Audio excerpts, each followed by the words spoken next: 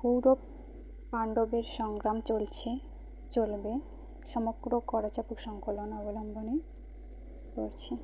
প্রশ্নকারী বলছেন, কুরুক্ষেত্রের যুদ্ধ কি ঐতিহাসিক ঘটনা? যদি সে ঘটনা ঘটে থাকে তবে সে যুদ্ধে তো বহু মারামারি কাটাকাটি হয়েছিল, আত্মীয় স্বজন বধ, এমনকি ভাইয়ে ভাইয়ে হাতাহাতি যুদ্ধও হয়েছিল। তা সত্ত্বেও কুরুক্ষেত্রকে ধর্মক্ষেত্র বলা হয় কেন? উত্তরে বলছেন ঠাকুর, ঘটনা কি ঘটেছিল না ঘটেছিল, কাহিনীগুলো সত্য কি সত্য নয়, সে সম্বন্ধে আমি এখন কিছু বলতে চাই না। তবে ঘটনাগুলো ঘটেছে ধরে নিয়ে একথা বলা যায়, ন্যায়ের প্রতিষ্ঠাই ছিল কুরুক্ষেত্র যুদ্ধের কারণ ও উদ্দেশ্য। যা ন্যায় তাহাই ধর্ম, ন্যায়কে প্রতিষ্ঠা করাই ধর্মকে প্রতিষ্ঠা করা। মহাভারতের ঘটনাগুলো লক্ষ্য করলে বোঝা যায় সেই যুগে এমনই আইন ছিল যে যাই করুক না কেন সমাজ জীবনের শান্তিভঙ্গ কেউ করতে পারবে না। ন্যায়ের দাবি নিয়ে বা স্বার্থের দাবি নিয়ে যে যাই করুক না কেন তার ফল যেন জনগণের উপর না পড়ে। রাজা মহারাজাদের আধিপত্য ও শক্তির খেলায় সমাজ জীবন যেন বিপর্যস্ত না হয়। রাজ্য ও রাজনীতি নিয়েই হোক বা ধর্ম ও ন্যায়নীতি নিয়েই হোক, নিজেদের মধ্যে যদি কখনো কোনো বিবাদের সৃষ্টি হয় তা তাদের মধ্যেই সীমাবদ্ধ থাকবে। মহাভারতে বা গীতায় আমরা কুরুক্ষেত্র যুদ্ধের যে বর্ণনা পাই তার থেকে জানতে পারি পারিবারিক বা সামাজিক জীবন থেকে অনেকটা দূরে সরে গিয়ে একটা নির্দিষ্ট স্থান নির্বাচন করে সেখানে সম্মুখ সমরে উভয় পক্ষ দাঁড়াবে। সেনাপতি নিজের সেনাদল সাজাবেন, উভয় পক্ষ থেকে শঙ্খধ্বনি দিয়ে যুদ্ধ আরম্ভের নির্দেশ দেওয়া হবে। তারপর তুড়ি, ভেরি ইত্যাদি বাদ্য বেজে উঠবে। তারপর যুদ্ধ শুরু হবে। তাও একটা নির্দিষ্ট সময় নিয়ে এই যুদ্ধ। সূর্যাস্তের পর থেকে পরদিন সূর্যোদয় পর্যন্ত যুদ্ধবিরতি। এই সময় শত্রু মিত্র সকলের শিবিরে যাওয়া আসা করছে, কুশল জিজ্ঞাসা করছে, শুভেচ্ছা জানাচ্ছে, পরস্পরের মধ্যে বিভিন্ন বিষয়ে আলাপ আলোচনাও হচ্ছে, আহতদের সেবাও করছে। তখন কারোর ভিতর বৈরীভাব নেই, অতর্কিত আক্রমণ নেই। ঠিক এখানকার দিনে খেলার মাঠে বা মুষ্টিযুদ্ধের মঞ্চে খেলোয়াড় ও মুষ্টিযোদ্ধাদের মধ্যে যেমন দেখা যায় সামনাসামনি হাতাহাতি, মারামারি, বাড়ি গিয়ে কোলাকুলি। পরের দিন আবার খেলা শেষে আলিঙ্গন, ওখানেও তাই। সূর্য উদয়ের সঙ্গে সঙ্গে পরের দিন আবার নির্দিষ্ট ক্ষেত্রে নির্দিষ্ট সময়ে শঙ্খনিনাদের সঙ্গে যুদ্ধ ঘোষণা। অবশ্য যুদ্ধ শুরু হওয়ার পর উভয় পক্ষেই নানা প্রকার কৌশল অবলম্বন যে একেবারেই করত তা নয়, কিন্তু সেটা যুদ্ধ কৌশল হিসাবেই গণ্য হতো এবং নির্দিষ্ট সময়ে নির্দিষ্ট ক্ষেত্রেই তা সীমাবদ্ধ থাকত, তার বাইরে নয়। জয় পরাজয়ের সিদ্ধান্ত সেখানেই হবে। যতদিন সে সিদ্ধান্তে না আসছে ততদিন চলছে লড়াই। এইভাবে 18 দিন ধরে চলেছিল কুরুক্ষেত্রের যুদ্ধ। পাণ্ডব ও কৌরবদের যুদ্ধ ন্যায় ও আধিপত্যের লড়াই, ধর্ম ও ধনের লড়াই। রাজ্যের লোভে, যশের লোভে, আধিপত্যের লোভে দুর্যোধন যেভাবে কৌশল করে পাণ্ডবদের রাজ্য থেকে বিতাড়িত করলো, আবার জিদের বশে কাণ্ডজ্ঞান শূন্য হয়ে পাণ্ডবরাও যেভাবে পাশা খেলায় লিপ্ত হয়েছিল, বিবেকের বিচারে তার কোনোটাই সমর্থন করা যায় না। ব্যবহারিক ক্ষেত্রে কোনোটাই সমীচীন হয়নি। কৌরব অন্যায় করেছিল, পাণ্ডব ভুল করেছিল, তারই ফল হচ্ছে কুরুক্ষেত্রের যুদ্ধ। তবে একটা কথা বলার আছে, ভুলের প্রতিকার আছে কিন্তু অন্যায়ের ক্ষমা নেই। এক যুগ ধরে ভুলের মাসুল স্বরূপ দুর্ভোগ ভোগার পরে পাণ্ডবরা এসে তাদের ন্যায্য দাবি কৌরবদের কাছে জানালেন। কৌরব তার পূর্ব অঙ্গীকার ভুলে গিয়ে পাণ্ডবের প্রাপ্য দিতে অস্বীকার করলেন। এটা বিশ্বাসঘাতকতার পর্যায়ে পড়ে। ন্যায্য দাবি জানানো এবং ন্যায্য পাওনা আদায় করা বাস্তবতার দিক থেকে অন্যায় নয়, অসমীচীন নয়। যে তা করবে না সেই অন্যায় করবে। ন্যায্য দাবি আদায় করতে গেলে অন্যায়ের বিরুদ্ধে কঠোরভাবে সংগ্রাম করতে হবে। সে সংগ্রামে বহু শত্রু মিত্র, আত্মীয় স্বজন, বন্ধু বান্ধবের বিনাশ অবশ্যম্ভাবী। এই জ্ঞান নিয়ে এই সংগ্রামে এগিয়ে যাওয়াই পুরস্কারের লক্ষণ, আর এড়িয়ে যাওয়া কাপুরুষতার পরিচয়। জয় পরাজয়, হিংসা হত্যার কথা ভুলে শুধুমাত্র ন্যায় প্রতিষ্ঠার জন্য এ সংগ্রাম করা বিধেয়, নচেত ভবিষ্যতে স্বার্থের দাবি দৃষ্টান্তস্বরূপ হয়ে দাঁড়াবে। তাতে সমাজ জীবন পঙ্গু হয়ে যেতে পারে। তাই পাণ্ডবরা লোকক্ষয় কুলক্ষয়ের কথা চিন্তা না করে ধর্মযুদ্ধে, ন্যায়ের যুদ্ধে এগিয়ে গিয়েছিলেন। এই যুদ্ধের প্রতিক্রিয়া থেকে পারিবারিক ও সামাজিক জীবনকে এবং সাধারণ জনগণকে বাঁচাবার জন্যই তারা রাজ্য সীমানা থেকে বহু দূরে কুরুক্ষেত্রের প্রাঙ্গণে যুদ্ধের সম্মুখীন হয়েছিলেন। এই ক্ষেত্রেই ধর্ম ও ন্যায় প্রতিষ্ঠা হয়েছিল বলে একে ধর্মক্ষেত্র বলা হয়েছে। ঘটনা যাই ঘটুক, এই কাহিনীর মধ্য দিয়ে তখনকার দিনের সামাজিক রীতিনীতির অনেক পরিচয় পাওয়া যায়। সেসব নীতি সুষ্ঠু সমাজ গঠনের জন্য, ন্যায় ও ধর্ম প্রতিষ্ঠার জন্য আজকের দিনেও প্রযোজ্য। অঙ্গীকার যদি কেউ না রাখে তবে তা বিশ্বাসঘাতকতার পর্যায়ে পড়ে। পাণ্ডবরা তাদের অঙ্গীকার রেখেছিল, কৌরবরা তাদের অঙ্গীকার রাখেনি। অঙ্গীকারবদ্ধ হয়ে দীর্ঘ বনবাসের পর পাণ্ডবরা ফিরে এলো তাদের ন্যায্য দাবি, তো কৌরবরা মেনে নিলই না, উপরন্তু সূর্যগ্র ভূমি পর্যন্ত দিতে অস্বীকার করল। শান্তিপ্রিয় পাণ্ডবরা তাদের এই বিশ্বাসঘাতকতার জন্য অশান্ত হয়ে যুদ্ধ স্থির করলেন। ন্যায় প্রতিষ্ঠার জন্যই এই যুদ্ধ। আজকের দিনেও আমাদের ন্যায়ের জন্য, ধর্মের জন্য সংগ্রাম করতেই হবে। মনে রাখতে হবে, যে চুক্তিবদ্ধ হয়ে চুক্তি রক্ষা না করে সে সমাজের বন্ধু নয়, দেশের হিতাকাঙ্ক্ষী নয়, সে বিশ্বাসঘাতক। তার বিরুদ্ধে সংগ্রামও অন্যায় নয়। শুধু বাইরের দিক থেকেই নয়, মনে মনে অঙ্গীকার করে সে অঙ্গীকার না রাখাও অপরাধ। আমি যদি মনে মনে চিন্তা করে থাকি অমুককে অমুক সময়ের মধ্যে কোনো একটা জিনিস দেব, বাইরে যদি সে কথা কেউ জানতে না পারে, যাকে দেব সেও একথা জানলো না, আর নিজের মনের কাছেই নিজেকে অপরাধী হয়ে থাকতে হয়, তখন সেখানেও চলে সংগ্রাম। এক সময় না এক সময় মন তার বিবেক অস্ত্র নিয়ে তাকে সংগ্রামে আহ্বান করবেই। বাইরে স্বীকার করো বা না করো, মনক্ষেত্রে বিবেক ও চৈতন্য তার কাজ ঠিকই করে যাচ্ছে। মনোরাজ্যে যা চলছে বাইরে তো সেটা চলবেই।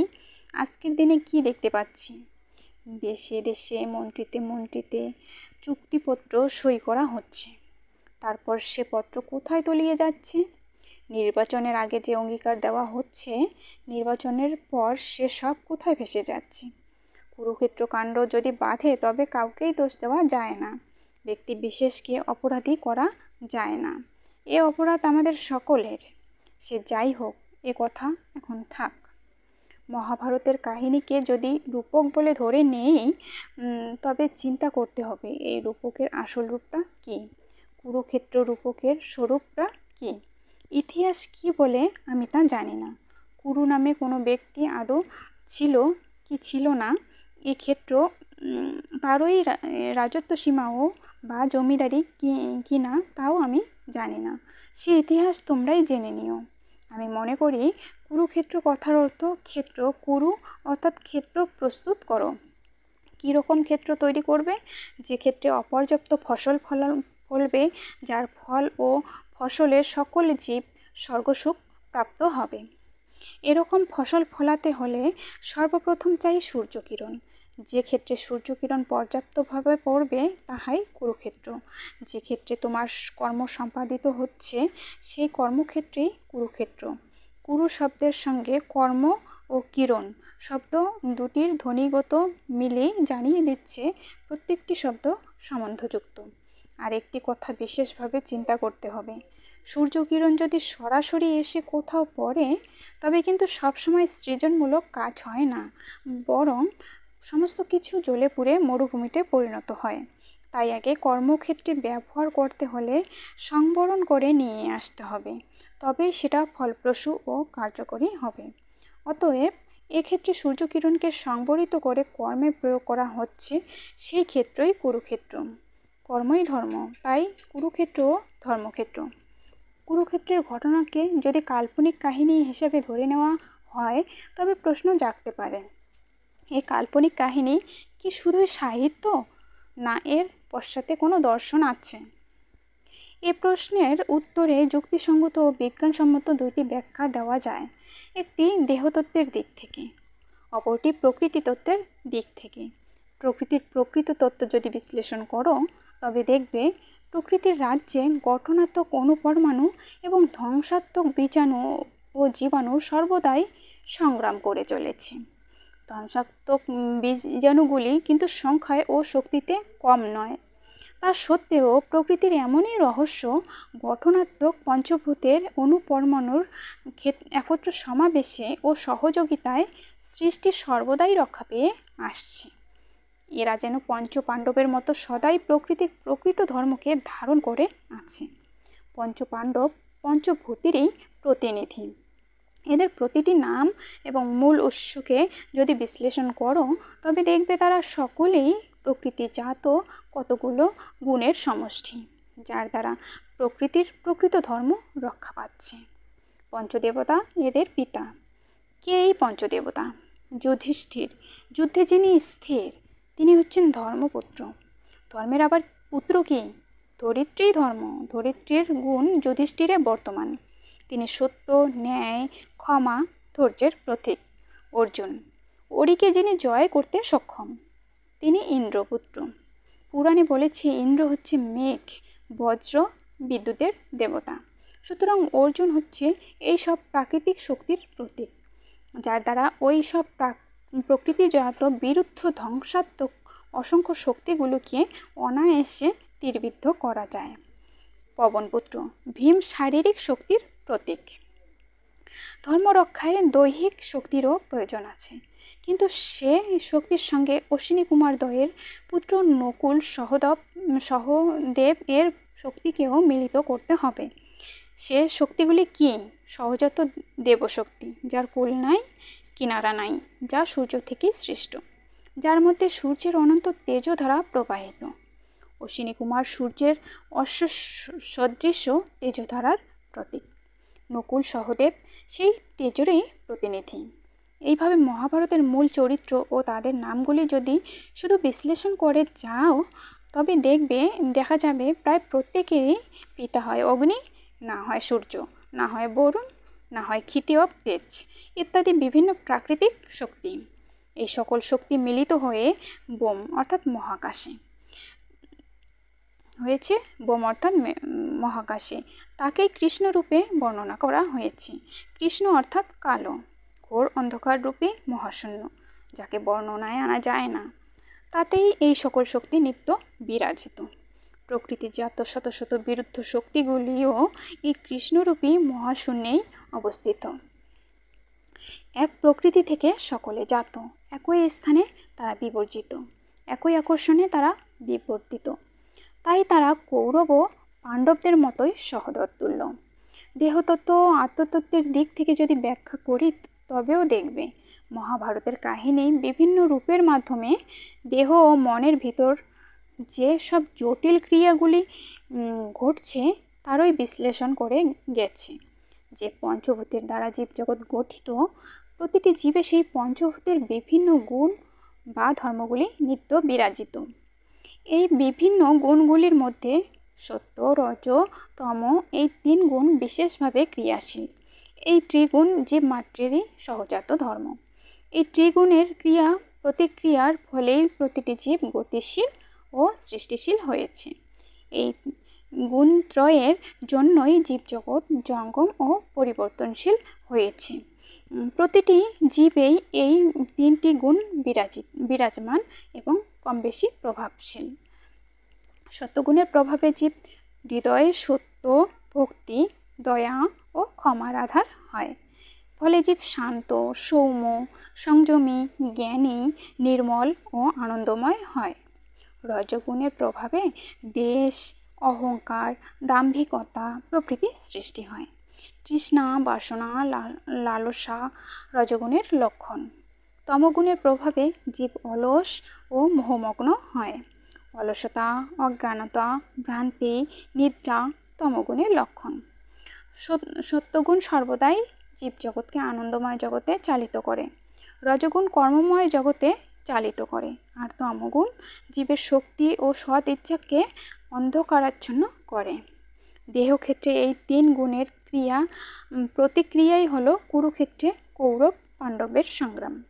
কৌরব হলো মনের শত শত কুবৃত্তি। মনে রাখতে হবে সুবৃত্তির মতো এগুলোও স্বাভাবিক ও সহজাত। রজ ও তমগুণের প্রভাবেই এইগুলি দেহ ও মনে ক্রিয়াশীল হয়ে ওঠে।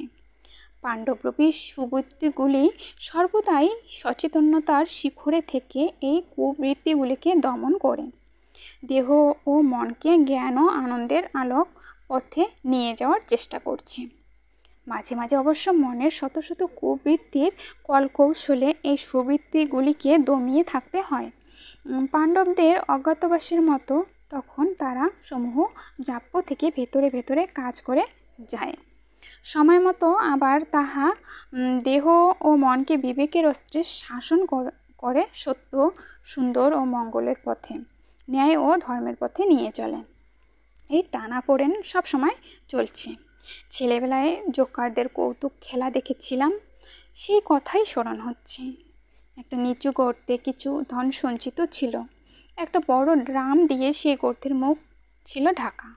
সেই দুর্বৃত্ত সেই গর্তের মুখ থেকে ড্রামটিকে টেনে উপরের দিকে সরিয়ে দিয়ে গুপ্তধনকে আত্মসাৎ করতে দৌড়ে গর্তমুখে ফিরে যাওয়ার আগেই উপরে ঠেলে দেওয়া ড্রাম তার নিজের গতিতে গড়াতে গড়াতে এসে আবার গর্তের মুখ চাপা দিয়ে ফেলছে। দুর্বৃত্তরা একবার ড্রামটা টেনে সরায়, চেপে রাখে, কিন্তু যেই তারা পেছনে ফেরে ড্রামও আবার গড়িয়ে গিয়ে তাদের গায়েই পড়ে। দুর্বৃত্তদের কাজ হাসিল আর হয় না। এইরকমই চলছে। কুবৃত্তিগুলি তাদের শক্তিতে সাময়িকভাবে সুবৃত্তিগুলোকে কোণঠাসা করছে। যেই তারা দুষ্কর্ম করার জন্য পেছন ফেরে, অমনি সত্য তার নিজ সহজ গতিতে তাদের পথ আটকায়, তাদের দমন করে। দেহক্ষেত্রে, মনক্ষেত্রে, প্রকৃতির প্রতিটি ক্ষেত্রে এ সংগ্রামের বিরাম নাই। আজ তোমরা যেমন স্লোগান দাও এ সংগ্রাম চলছে চলবে, তেমনি প্রকৃতির কুরুক্ষেত্রে কৌরব পাণ্ডবের সংগ্রাম চলছে চলবে। প্রকৃতির জগতে যা চলছে ব্যবহারিক জগতে, সমাজ জীবনে ঠিক সেই রকমই চলছে। কৌরব ও পাণ্ডব হচ্ছে সমাজের অসুর প্রকৃতি ও দেব প্রকৃতি সম্পন্ন ব্যক্তির প্রতীক। সমাজরূপ কুরুক্ষেত্রেও এই 2 প্রকৃতির মানুষের মধ্যে অহরহ সংগ্রাম চলছে। এক পক্ষ যাচ্ছে আত্মসাৎ করতে, আর এক পক্ষ ন্যায্য দাবি আদায়ের জন্য এগিয়ে যাচ্ছে। দাবির বণ্টন ঠিকমতো হয়নি বলেই আজকের সমাজে কুরুক্ষেত্র কাণ্ড চলছে। দেব প্রকৃতি ব্যক্তি নির্ভীক, সত্যপরায়ণ, ক্রোধহীন। তারা ত্যাগ, দয়া, ক্ষমা প্রভৃতি গুণের অধিকারী। দান, ধ্যান, নিষ্কাম কর্মেই তাদের আনন্দ, অথচ অন্যায়ের বিরুদ্ধে সর্বদাই তারা কঠোর এবং ক্ষমাহীন। অপরদিকে দাম্ভিকতা, ক্রোধ, অভিমান, স্বার্থবুদ্ধি, শোষণ, অহংকার এগুলি অসুর প্রকৃতির ব্যক্তির চির সহচর। অসুর প্রকৃতির ব্যক্তিরা ন্যায় অন্যায় বিচার করে চলে না। তাদের কাছে স্বার্থবুদ্ধি প্রধান। স্বার্থের খাতিরে তারা সমাজকে শোষণ করে, নিজেদের ভোগবৃত্তি চরিতার্থ করতে দ্বিধাবোধ করে না। যখনই তাদের কুকর্মে বাধা দেওয়া হয়, তখনই তারা ক্রোধে উন্মত্ত হয়ে নানা রকম অজুহাত দেখিয়ে হিংসাত্মক, ধ্বংসাত্মক, সমাজ বিরোধী কাজে লিপ্ত হয়। দেব প্রকৃতির লোকদের কাজ হলো এদের কবল থেকে দেশকে, জাতিকে, সমাজকে, সংসারকে রক্ষা করা। দেশ যেন এদের কবলে না পড়ে সেদিকে কঠোর দৃষ্টি রাখা। সমাজে এরকম সম্ভাবনা আছে বলেই মনে হয় মহাভারত রচয়িতা কৌরব পাণ্ডবদের কাহিনীর মধ্যে দিয়ে ইঙ্গিত দিয়ে গেছেন। সমাজ জীবনে কোন দিক থেকে ভাঙন আসতে পারে আর কীভাবেই তাকে রক্ষা করা যায় সে কথাও মহাভারতে বর্ণিত আছে। এর বিভিন্ন চরিত্রগুলো, ঘটনাগুলো যদি বিশ্লেষণ করা যায় তবে দেখবে সমাজ জীবনের প্রতিটি সমস্যা এবং তার সমাধানের ইঙ্গিত এই প্রতিটি ছত্রে ছত্রে আছে। কত বড় দক্ষ ও উস্তাদ রচয়িতা, প্রশংসা না করে উপায় নেই। যদি সব ঘটনা ঘটেও থাকে তাহলেও তাকে নিষ্ঠাবান ঐতিহাসিকের মতো যথেষ্ট পরিশ্রম করে ঘটনা সংগ্রহ করতে হয়েছে। সেই ঘটনার পরিপ্রেক্ষিতে রূপক আকারে সামাজিক সমস্যা ও তার সমাধানের ইঙ্গিত দিয়ে তিনি সমাজ সংস্কারক রূপে নমস্য হয়ে আছেন। ঘটনা ঘটেছে কি ঘটেনি, কাহিনীগুলো কতটা সত্য কতটা সত্য নয় তা নিয়ে আমি কিছু বলছি না। ঘটনা যাই থাক, সে বিষয়ে চিন্তা করার আমার প্রয়োজন নেই। আমি সেখানে হাত দিচ্ছি না। আমি দেখতে চাই এই কাহিনী থেকে আমরা কি পাচ্ছি। মহাভারত ও গীতায় যেসব ঘটনা বর্ণিত আছে তার কাহিনী অংশ থেকে প্রাকৃতিক, দৈহিক, মানসিক, সামাজিক অবস্থার বর্ণনাগুলিকেই আমি দাম দিচ্ছি। ঘটনাগুলোর মাধ্যমে আমরা উপলব্ধি করতে পারছি সেই অনন্ত বিশ্ব প্রকৃতির কৃষ্ণরূপী মহাকাশের শতমুখী সহস্রমুখী ক্ষমতার বিকাশ, প্রকাশ এবং তার ফলাফল। এই কাহিনী ও ঘটনার বিশ্লেষণে আমরা পাচ্ছি প্রাকৃতিক শক্তির সত্যিকারের বর্ণনা। সূর্য, অগ্নি, মেঘ, পবন, পঞ্চভূত ইত্যাদি প্রকৃতির প্রতিটি বস্তুকে কখনো পিতামহ, কখনো দৌহিত্র, কখনো স্বামী, কখনো স্ত্রী, কখনো পুত্র, কখনো কন্যা, কখনো ভ্রাতা, কখনো ভগ্নী হিসাবে কল্পনা করে নিয়ে আমাদের ঘরের মানুষের মতো চিন্তা করে পারিবারিক ঘটনার মধ্যে জড়িয়ে বিচক্ষণ কবি এমনভাবে বর্ণনা করেছেন যে তাদের প্রতিটি গুণ আমাদের চোখের সামনে ফুটে উঠেছে, আমাদের জ্ঞানচক্ষু খুলে দিচ্ছে। এ যেন আমাদের পূর্বপুরুষের বংশলিপি। বংশীধারী বাঁশিতে সুর তুলে জীবজগতের বংশ পরিচয় দিয়ে চলেছেন। সাহিত্য হিসাবে, বিজ্ঞান হিসাবে, দর্শন হিসাবে, মনতত্ত্ব, সমাজতত্ত্ব, শরীরতত্ত্ব হিসাবে এ গ্রন্থগুলি অপূর্ব, অতুলনীয়। বৈজ্ঞানিকরা সূর্যচন্দ্র, গ্রহ নক্ষত্র, সাগর পর্বত ইত্যাদির যে ব্যাখ্যা দিয়েছেন তার থেকে আমরা সেগুলি কি জানতে পারি, কিন্তু পারিবারিক জীবনে, সমাজ জীবনে এদের প্রভাব কতখানি? গাণিতিক নিয়মে এগুলো কিভাবে সকলকার মধ্যে কাজ করছে তারই বর্ণনা পাই বেদ, গীতা, উপনিষদ, মহাভারত ইত্যাদি গ্রন্থে। মানুষ তীর্থ করতে যায়, সে তীর্থ অনেক দুর্গম। সেখানে পৌঁছতে হলে তাকে বাধা, বিঘ্ন, বিপদ আপদ লঙ্ঘন করে ধীরে ধীরে ধাপে ধাপে এগিয়ে যেতে হয়। সুদক্ষ অভিজ্ঞ পথ প্রদর্শকের সহায়তায় সেখানে পৌঁছানো যায়। দুর্গম পাহাড়, পর্বতের চূড়ায়, নদী, সাগরের তীরে এইসব সুন্দর সুন্দর তীর্থক্ষেত্রগুলি তাদেরই সাহায্যে দেখা যায়, জানা যায়, বোঝা যায়। চিন্তায় চিন্তায় মন পর্বতের মতো উঁচু, নদীর মতো বিশাল, সাগরের মতো গভীর হয়ে ওঠে। রামায়ণ, মহাভারত, গীতা আমাদের কাছে সেই পথ প্রদর্শকের কাজ করছে। ধাপে ধাপে কিভাবে অগ্রসর হলে সূর্যের সঙ্গে, সাগরের সঙ্গে, পর্বতের সঙ্গে, প্রকৃতির সঙ্গে একাত্ম হওয়া যায়, জীবজগৎকে সে পথ দেখিয়ে দিচ্ছে। যুধিষ্ঠির, ভীম, অর্জুন বা দুর্যোধন, দুঃশল আমাদের মধ্যে থাকুক বা না থাকুক, যেসব অসীম ক্ষমতা থেকে এরা জাত সেই সব শক্তিগুলি আজও বিদ্যমান। আজও চন্দ্র, সূর্য, গ্রহ, নক্ষত্র, পবন, বিদ্যুৎ একইভাবে কাজ করে চলেছে। তারাও বাস্তবের সঙ্গে যুক্ত, আমরাও বাস্তবের সঙ্গে যুক্ত, সুতরাং আমরা তাদের সঙ্গেও যুক্ত। কর্ণ শুধু সূর্যের পুত্র, ভীম শুধু পবনের, যুধিষ্ঠির শুধু ধর্মের পুত্র হবেন কেন? আমরাও তাদেরই সন্তান। আজও আমাদের নারীতে সদা সর্বদা 97 ডিগ্রি বা 98 ডিগ্রি তাপ ঠিকই আছে, যে সে তাপ সূর্যেরই ধারা, সূর্য থেকে প্রাপ্ত। তবে কেন কুরু ও কর্ণই শুধু বুক ফুলিয়ে বলবে আমরা সূর্যের সন্তান? কেন ভীম আর হনুমানই শুধু পবন সন্তান বলে দাবি করবে? কেন অর্জুনই কেবল ইন্দ্রপুত্র বলার অধিকার পাবে? তার কারণ তারা সেসব প্রাকৃতিক শক্তিগুলিকে নিজেদের চর্চায় আয়ত্তে এনে ব্যবহারিক জীবনে তাদের কাজে লাগাতে পেরেছে। তাই তারা বুক ফুলিয়ে প্রকৃতির সন্তান বলতে পেরেছে। আমরা তা পারছি না। তার কারণ আমরা সেই রকমভাবে সেসব শক্তিগুলিকে আয়ত্তে আনার চর্চা বা সাধনা করিনি, তত্ত্বে ডুবে থাকিনি। এই পৃথিবীতে শুধু মাটি দখল করা তাদের কাজ ছিল না। তারা দখল করেছিল আকাশ, বাতাস, সাগর, পর্বত, আর দখল করেছিল কৃষ্ণকে, যাকে তারা সারথি করেছে। কৃষ্ণের সাথে এক বর্ণ হয়ে কৃষ্ণ তো প্রাণ হয়ে গিয়েছিল বলেই তারা এই কথা জোর করে বলতে পেরেছে। কৃষ্ণ ছিলেন আকাশের মতো, যাকে ব্যাখ্যায় আনতে গেলে বর্ণনা খুঁজে পাওয়া যায় না। নীল আকাশে নীলবর্ণ হয়ে অসীমতার বর্ণনায় যিনি লীন হয়ে আছেন, সেই শক্তি হলো কৃষ্ণ শক্তি। তার থেকে জাত পঞ্চপাণ্ডব, তারই মধ্যমণি পার্থ। নিউক্লিয়াস অফ দ্য সেলের নিউক্লিয়াস এরই রথের রশি কৃষ্ণের হাতে ধরা। একে ধরে রাখাই সকলকে ধরে রাখা, এক সূত্রে বিধৃত করা। তাই কৃষ্ণ পার্থ সখা, পার্থ সারথি হলেও তিনি সকল পার্থিব বিষয়বস্তুরই স্রষ্টা, নিয়ন্তা, ধারক ও বাহক। তারই শক্তির টানে, তারই আকর্ষণে বিশ্বব্রহ্মাণ্ড পরিচালিত। সারথি যাদের এই রকম, সেই রথের রথী ও সারথিরা না জানি কত দূর এগিয়ে গেছে, তারাও বর্ণনাতীত।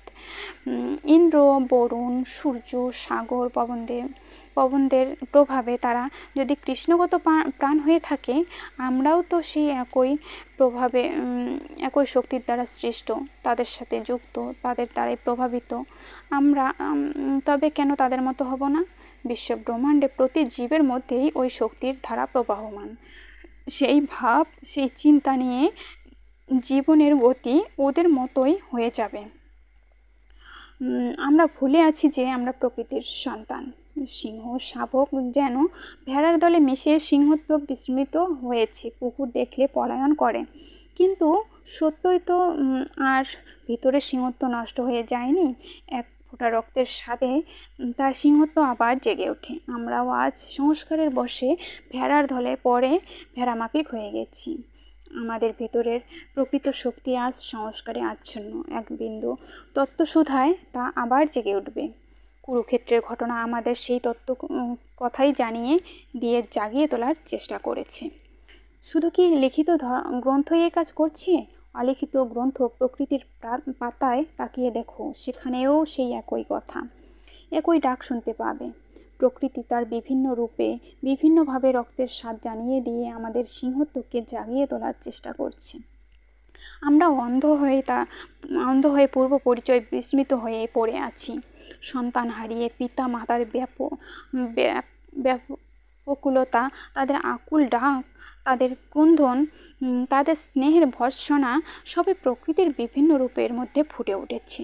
পবনের ব্যাকুল ছোটাছুটিতে, নদী সাগরের হাতছানিতে, বর্ষার অবিরল ধারায়, মেঘের গর্জনে, ভয়ঙ্কর গর্জনে, বিদ্যুতের ভ্রুকুটিতে, সূর্যের খরতাপে, আত্মজের জন্য প্রকৃতির উদ্বেগ, ব্যাকুলতা, স্নেহ, ভালোবাসা, অভিমান, ভর্ৎসনা সবই শুনতে পাবে। তোমাদের কি কখনো মনে হয়নি সৃষ্টির এই বিবর্তনের প্রয়োজন কি? সূর্য একবার অস্ত যাচ্ছে, আবার উদিত হচ্ছে। সাগর ভাটার টানে কোথায় নেমে যাচ্ছে, আবার জোয়ারের জলে ফুলে উঠছে।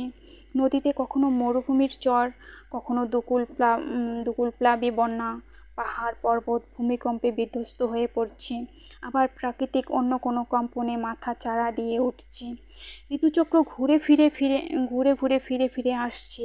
এসবের কি প্রয়োজন? এইসব আবর্তন বিবর্তন পরিবর্তনের ভিতর দিয়েই, দৈনন্দিন নিয়মের মধ্যে দিয়ে প্রকৃতি ইঙ্গিত দিয়ে যাচ্ছে, বুঝিয়ে দিয়ে যাচ্ছে, আমার ক্ষয় নাই, লয় নাই, আদি নাই, অন্ত নাই। আমার দেওয়া সেই শক্তি ও ক্ষমতায় তোমার জন্ম, সুতরাং তোমারও বিনাশ নাই। আমার দেওয়া ক্ষমতার অপব্যবহার করো না। এখনও সাবধান হও, লোভে মোহে ডুবে যেও না, মিথ্যা দুরাচারের প্রলোভনে মত্ত হয়েও না। এখনও সময় আছে, ওঠো, জাগো। যে স্বাধীন ক্ষমতা দিয়েছি তার সদ্ব্যবহার করো। জীবজগতে আমাকেই প্রতিষ্ঠা করেছি, খণ্ড খণ্ডভাবে অখণ্ড ক্ষমতার সৃষ্টি করেছি। কতভাবে তাকে প্রকাশ করছি, কতভাবে তা বিকশিত হচ্ছে, যাতে তোমাদের সেগুলি দেখে নিজেদের গড়তে সাহায্য হয়।